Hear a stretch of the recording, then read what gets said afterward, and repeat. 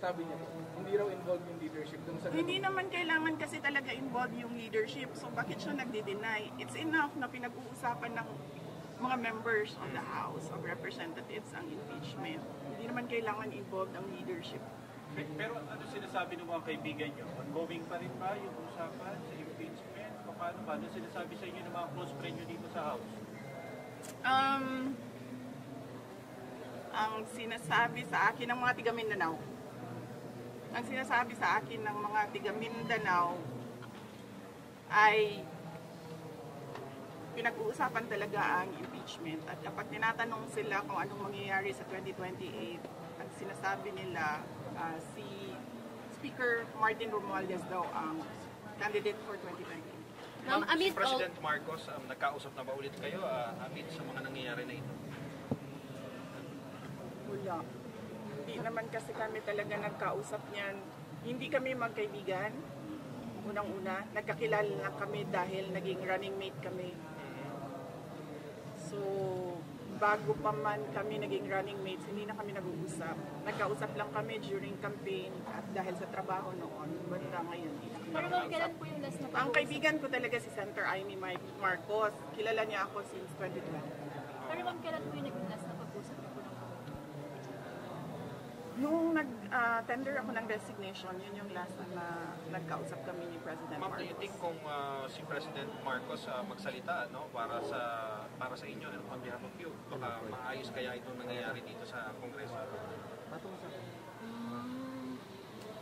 Alam nyo, kasi madami hindi nakakilala sa akin, pero mag-share ako konti ng ugali ko. Hindi ako humihingi ng tulong. Alam yan ng tatay ko, naging mayor siya, naging president siya. Hindi ako humihingi ng tulong talaga. Kaya nga kanina kung nakita ninyo, lumapit ako kay Congresswoman Gloria Arroyo. Sinabihan ko siya, ma'am, huwag ka na magpa-stress. Dahil dito sa ginagawa nila sa akin, kaya ko ito. Don't stress yourself about it. Yan din ang sinabi ko kay Congressman Marcoleta. Ma'am, sa gitna po ng lahat ng ito, how are you po? How do you feel about what's happening right now? And you mentioning even about the impeachment complaint or possible.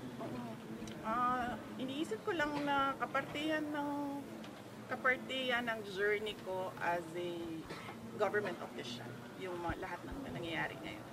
Ma'am, sa tingin niyo po may hand si PBBM sa nangyayari ngayon dito sa Congress? Actions against you and the Duterte family. Sa tingin niyo may hand si Pangulo? Ma'am, hindi ko sagutin yan kasi sarcastic yung sagot ko dyan. Next. So, kumusta si Presidente Duterte? Kumusta yung mga advice niya sa inyo sa nangyayari ngayon na Bibi? Okay naman ata siya. Hindi kami nagkakausap ni former President Rodrigo Duterte. Pero sinasabihan ko lagi yung mga nakapalibot sa kanya, nasabihan siya na huwag pa-stress sa nangyayari. Tulad ng sinabi ko din kay Ma'am GMA kanina. Ma'am, may regrets ba kayo na sumama kayo sa Unity kasama si President Marcos? Medyo mahaba kasi yan eh. It needs a sit down.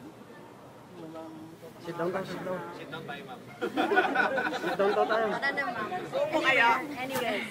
Doon sa baba, ma'am. May basihan ba yung sinasabi niya this is targeted para sa 2028, hindi kayo iboto ng mga tao? May basihan ba yun? May plano na ba kayo sa 2028 na? O siya nagsabi, yung sino yun? Yes, yung nag-privileged speech, siya yung nagsabi. Pero kayo ma'am, Na huwag pagkatiwalaan, yan ba yung gusto or nag-aambisyon ng presidente? Siya yung nagsabi. pero kayo ma'am, wala Pero kayo ba, tatakbo ba kayo 2028? Noong 2019, tinanong ninyo ako kung tatakbo ako sa... Noong 2017, tinanong ninyo ako kung tatakbo ako sa 2022. Noong 2019, tinanong ninyo ako kung tatakbo ako sa 2022 at sinabi ko na mag-a-announce ako kung tatakbo ako or hindi January 2021. Sinabi ko magsasagot ako January 2021. Ngayon? Sa ngayon, very minute, magsasabi ako kung tatakbo ako sa fourth quarter ng 2026. 2026. VP, sorry to ask this question. Nagsisisi po ba kayo hindi nyo sinunod yung payo ng tatay nyo about sa pagtakbo? Hindi nyo That is a very good question. It needs a sit down. Bibigyan kita ng pakonti ngayon. Naririnig nyo si PRD, di ba, ngayon? Nagsasabi siya, huwag ka tumakbo, President. Ngayon, sinasabi niya, yan din ang sinabi niya noong 2021. Huwag ka tumakbong President. Kasi nanggaling na ako dyan, sabi niya, hindi siya madali na trabaho. Maawa ako sa iyo. He never said na run for President. Pero ma'am, never again na po kayo to team with the Marcoses. May sasabihin pa si Ma'am, sorry. Oh, yes, I am. Please, ayaw. Pero ma'am, mga never again na to team with the Marcoses. Oh, never again.